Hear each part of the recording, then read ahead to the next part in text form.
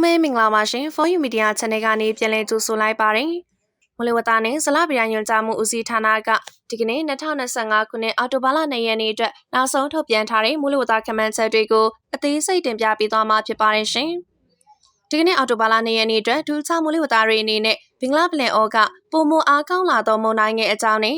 မြန်မာနိုင်ငံမှာအဆိုပါမုန်တိုင်းကြောင့်တက်ရောက်လာမယ့်အခြေအနေအသေးစိတ်တို့ကိုဖော်ပြပေးသွားမှာဖြစ်လို့ဗီဒီယိုလေးကိုအဆုံးထိကြည့်သွားနိုင်ပါတယ်ရှင်။ပထမဆုံးအနေနဲ့ဘင်္ဂလားပင်လယ်အော်အနောက်လေပိုင်းတွင်ဖြစ်ပေါ်နေသောမုန်တိုင်းငယ်အကြောင်းကိုတင်ဆက်ပေးသွားမှာဖြစ်ပါတယ်။ယနေ့မြန်မာစံတော်ချိန်9နာရီခွဲအချိန်တိုင်းထွာချက်များအရဘင်္ဂလားပင်လယ်အော်အနောက်လေပိုင်းတွင်ဖြစ်ပေါ်နေသောမုန်တိုင်းငယ် depression သည်ညအနောက်မြောက်ဘက်သို့ရွေ့လျားခဲ့ပြီးပုံမအားကောင်းလာကဘင်္ဂလားပင်လယ်အော်အနောက်လေပိုင်းနှင့်ရင်းနှီးဆက်ဆက်လျက်ရှိသောဘင်္ဂလားပင်လယ်အော်အနောက်မြောက်ပိုင်းတို့တွင်အားကောင်းသောမုန်တိုင်းငယ်အဖြစ်သို့ရရှိခဲ့ပါသည်။အဆိုပါအားကောင်းသောမုန်တိုင်းငယ်သည်မြန်မာနိုင်ငံစစ်တွေမြို့၏အနောက်တောင်ဘက်ရေမိုင်440မိုင်ခန့်အိန္ဒိယနိုင်ငံပူရီမြို့၏တောင်ဘက်ရေမိုင်160မိုင်ခန့်ကိုပါပူမြို့၏အရှေ့တောင်ဘက်ရေမိုင်140မိုင်ခန့်နှင့်ပါရာဒစ်မြို့၏တောင်ဘက်ရေမိုင်190မိုင်ခန့်အကွာပင်လယ်ပြင်ကိုဗဟိုပြုနေပါသည်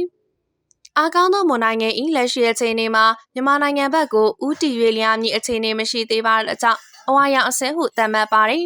။အားကောင်းသောမုန်တိုင်းငယ်၏တည်နေရာဗိုလ်ချက်လေဖျားနယ်လေတိုင်းနှုန်းအဆိုပါအားကောင်းသောမုန်တိုင်းငယ်သည်မြန်မာစံတော်ချိန်9နာရီခွဲအချိန်တွင်မြောက်လက်တီကျ19.2ဒီဂရီနှင့်အရှေ့လောင်ကြီးကျ85.8ဒီဂရီရှိပြီးဗိုလ်ချက်လေဖီအား998ဟက်တိုပါစကယ်နှင့်အမြင့်ဆုံးလေတိုင်းနှုန်းမှာတနအီလ35မိုင်မှ40မိုင်နှုန်းခန့်ဖြစ်ပါသည်။နောက်24နာရီတွင်ခန့်မှန်းချက်အဆိုပါအားကောင်းသောမုန်တိုင်းငယ်သည်မြောက်အနောက်မြောက်ဘက်သို့ဆက်လက်ရွေ့လျားနိုင်ပြီ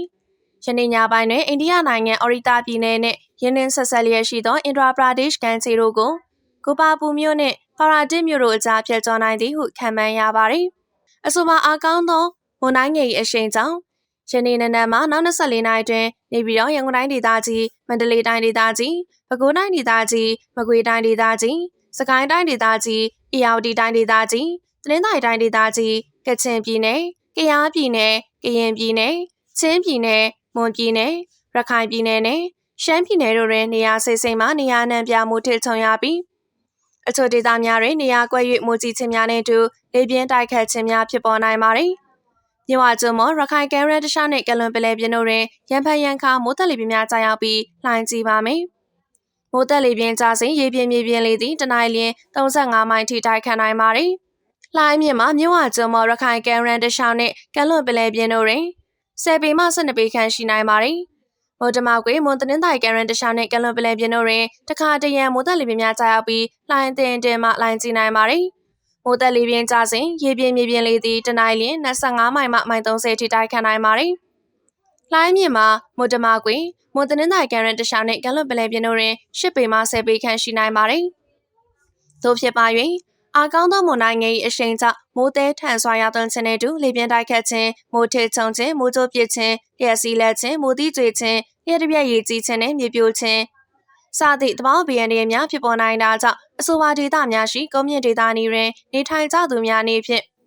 မြေပြိုမှုအန္တရာယ်မြင့်ငယ်ချောင်းငယ်များနီတွင်နေထိုင်ကြသူများအနေဖြင့်ရေကြီးရေရှမ်းမှုများကိုကြိုတင်သတိပြုရှောင်ရှားနိုင်ပါရန်နှင့်ပြည်ရင်းရေကြောင်းသွားလာရင်လေကြောင်းပြန်တန်းရင်မြမကရန်တရှောင်းနှင့်ကလွန်ပလဲပြင်းတို့ရှိကန်နီကန်ဝေငါးဖမ်းရည်ရင်များတင်မော်များနှင့်ဆယ်မြောင်းတတမန်များအနေဖြင့်လည်းလိုအပ်သည်များကြိုတင်ပြင်ဆင်ဆောင်ရွက်ထားနိုင်ပါရန်တတိပေးနှိုးဆော်အပ်ပါသည်။ဆက်လက်ပြီးမိုးလေဝသပညာရှင်ဦးခင်မောင်ထွေ၏ထုတ်ပြန်ချက်ကိုလည်းတင်ပြပေးလိုက်ပါရရှင်။လက်တလုံးမှာမုန်တိုင်းငယ်3လုံးစတင်ဖြစ်ပေါ်နေပါသည်။ဘင်္ဂလားပင်လယ်အော်မှာဖြစ်ပေါ်နေတဲ့2025ခုနှစ်ရဲ့ပထမဆုံးမုန်တိုင်းငယ် TC01B ဟာဒီမနက်မှာဗိုလ်ချက်လေတိုင်းနှုန်းတနာရီကို59မိုင်ထိရောက်ရှိနေပြီဖြစ်ပါတယ်။လက်ရှိအချိန်ထိတရားဝင်အမည်မပေးသေးပေမဲ့ဒီကနေ့နေ့လယ်ပိုင်းမှာဟမ်မွန်လို့အမည်ရရှိနိုင်ပါတယ်။ဒီမုန်တိုင်းဟာအော်ရီတာပြည်နယ်ကိုဝင်ရောက်သွားမှာဖြစ်တဲ့အတွက်စိုးရိမ်စရာမရှိဘူးလို့ခန့်မှန်းရပါတယ်။ဒီကနေ့ညပိုင်းထိမိုးတန်တဲ့ရွာတွန်းနိုင်ပေမဲ့အော်တိုဘာလ3 4 5 6ရက်နေ့မှာတော့မိုးရက်ဆိုင်နေနိုင်ပါတယ်။အရှိဘက်ကလာမယ့်မုန်တိုင်းရဲ့လက်ကျန်မိုးတွေကတော့အော်တိုဘာလ9ရက်နေ့ကနေမှစတင်ဝင်ရောက်နိုင်ပါတယ်လို့ခံမှန်းရပါတယ်လို့ခင်မောင်ထွေကသုံးသပ်ထားပါတယ်။ဆက်လက်ပြီးမိုးလေဝသနဲ့ဇလဗေဒညွှန်ကြားမှုဦးစီးဌာနရဲ့နောက်ဆုံးထုတ်ပြန်ထားသောမြစ်ရေကြီးမှုအခြေအနေနဲ့သတိပေးချက်များကိုလည်းတင်ဆက်ပေးသွားပါမယ် ရေကြီးမှုအခြေအနေတဲ့2025ခုနှစ်အောက်တိုဘာလ2ရက်နေ့9နာရီချိန်ထုတ်ပြန်ချက်ယနေ့မြန်မာစံတော်ချိန်6နာရီခွဲအချိန်တိုင်းထွာချက်အရစစ်တောင်းမြေသည်တောင်ငူမြို့တွင်စိုးရင်ရေမှတ်အထက်သို့တပေကျော်ကျော်လွန်နေပြီးနောက်တရက်တွင်သောလမခက်မြင့်တက်လာနိုင်ကရေမြို့၏စိုးရင်ရေမှတ်အထက်ဆက်လက်တည်ရှိနိုင်ပါသည်ယနေ့မြန်မာစံတော်ချိန်6နာရီခွဲအချိန်တိုင်းထွာချက်အရစစ်တောင်းမြေသည်မတောင်မြို့တွင်စိုးရင်ရေမှတ်အထက်သို့တပေခန့်ကျော်လွန်နေပြီးနောက်တရက်တွင်2လမခန့်ကျဆင်းလာနိုင်ကရေမြို့ဤဆိုရင်ရေမှတ်အထက်ဆက်လက်တည်ရှိနိုင်ပါတယ်။သို့ဖြစ်ပါ၍တောင်ငူမြို့နယ်နှင့်မတောင်မြို့နယ်တွင်ရှိမြေကန်နေနှင့်မြေနိမ့်ပိုင်းနေထိုင်သူများအနေဖြင့်ရေဘေးလွတ်ရာနေရာများသို့ရှောင်ရှားနိုင်ပါရန်သတိပေးနှိုးဆော်အပ်ပါတယ်။ရေကြီးနားမြစ်ရေ9ပေခွဲခန့်ထက်တန်မနေ့ကညနေမှ12နာရီတွင်ရေကြီးနားမြို့၏မနေ့ကမြင့်ဆုံးပူချိန်28.9ဒီဂရီစင်တီဂရိတ်ယနေ့အနိမ့်ဆုံးပူချိန်16.6ဒီဂရီစင်တီဂရိတ်ဖြစ်ပါရှင်။ရေကြီးနားမြစ်သည်ဆိုရင်ရေမှတ်1200စင်တီမီတာသို့ရောက်ရှိရန်635စင်တီမီတာ22ပေနီခန့်အလိုရင်းရရှိနေပါတယ်။မြကြီးနားမြစ်ရေမနေ့ကညနေပိုင်းမှာယနေ့နံနက်ပိုင်းထိစုစုပေါင်း195စင်တီမီတာ6ပေခွဲနီခန့်မြင့်တက်ခဲ့ပြီးဖြစ်ပါတယ်။နောက်ထပ်2ပေမှ3ပေခန့်ထပ်တက်နိုင်ပါသေးတယ်။မြစ်ရေအတက်ကျပုံမှန်နေထားခန့်မှရှိနေပါမယ်။ထိုကဲမြစ်ရေကြီးနိုင်သည့်အခြေအနေမတွေ့ရှိသေးပါရှင်။အေရောက်ဒီမြစ်အထက်ပိုင်းမှာမိုးအားသင့်တဲ့ရှိနေပါတယ်။ရန်ဖန်ရန်ခါအေရောက်ဒီမြစ်စွန်အထက်ပိုင်းမှာနေရာကွက်၍မိုးသေးထန်စွာရောက်သွန်းခြင်းများကြောင့်မြစ်ကြီးနားမြစ်ရေကျဆင်းနေရာမှပြန်တက်လာခြင်းအကြိမ်ကြိမ်ဖြစ်ပေါ်နေပါဦးမယ်။စကိုင်းတိုင်းဒေသကြီးအထက်ပိုင်းကချင်ပြည်နယ်တစ်ခုလုံးမြန်မာပြည်မြောက်ပိုင်းစွန်ဒေသများနဲ့အေရောက်ဒီမြစ်အထက်ပိုင်းမေခမြစ်နဲ့မိခမြစ်ဝမ်းဒေသများမှာမိုးတိမ်တောင်ဖြစ်ထွန်းမှုအားသင့်တဲ့ရှိနေပါတယ်။အေရောက်ဒီမြစ်ကိုတခြားနဲ့ချင်းနှမြို့တခြားမြေကန်ဤမြေနေဒေသများနဲ့မြေနုကျွများတွင်စိုက်ပျိုးလောက်ကိုင်းနေထိုင်ကြသောတောင်သူများနဲ့ရေလုံသားများအေရောက်ဒီမြစ်ကြီးကိုမိပြုနေထိုင်ရှာဖွေစားတောင်းနေကြသောမိဘပြည်သူများအားလုံးသိရှိနိုင်ပါရန်အတွက်တင်ပြပေးလိုက်ပါတယ်။ချင်းတွင်းပြည်အခြေအနေခန်းတီးမြစ်ရေတပေကျော်ခန့်ပြန်တက်မနေ့ကညနေမှ12နာရီတွင်မုံရွာမြစ်ရေတလက်မခန့်ထက်ကြမနေ့ကညနေမှ12နာရီတွင်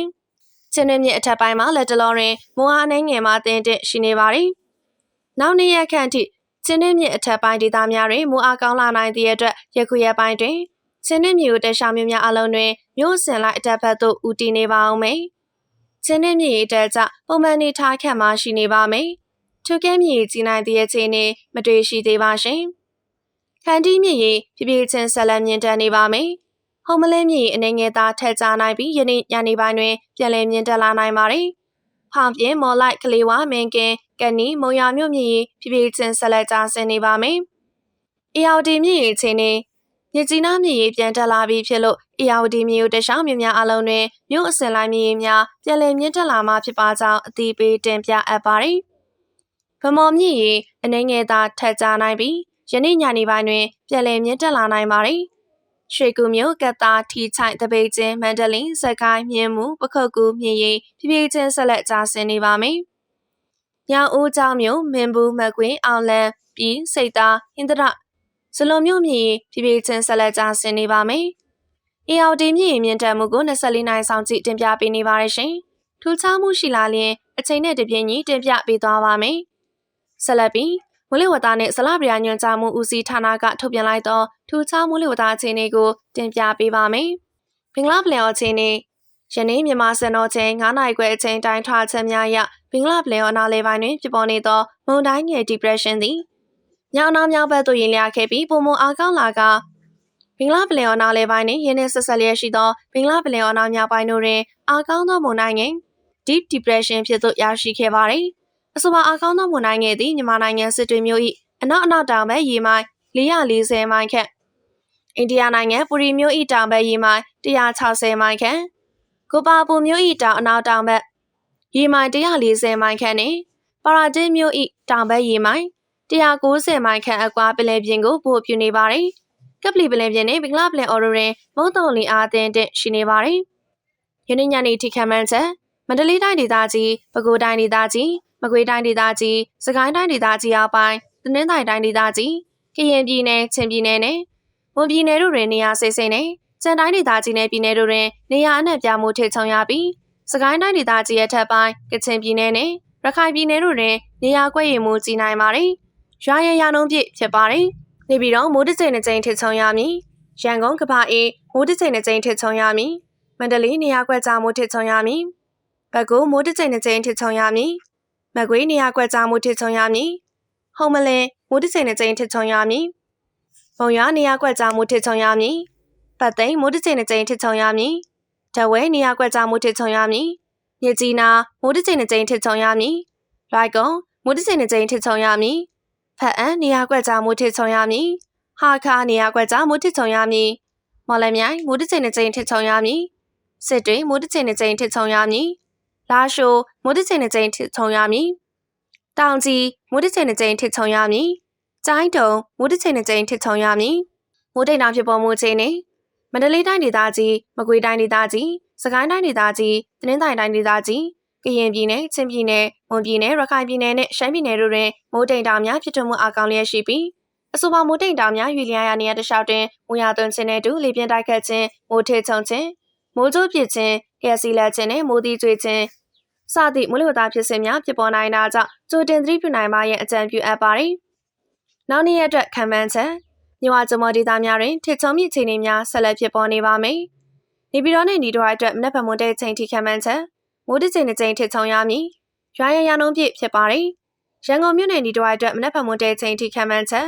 မိုးအသင်းတစ်ထစ်ချုံရမည်။ရွာရန်ရနှုန်းပြည့်ဖြစ်ပါတယ်။မန္တလေးမြို့နယ်ဒီတော်အတွက်မနက်ဖြန်မွန်တဲ့ချိန်ထိခံမှန်းချက်မိုးတစ်ချိန်တစ်ချိန်ထစ်ချုံရမည်။ရွာရန်ရနှုန်းပြည့်ဖြစ်ပါတယ်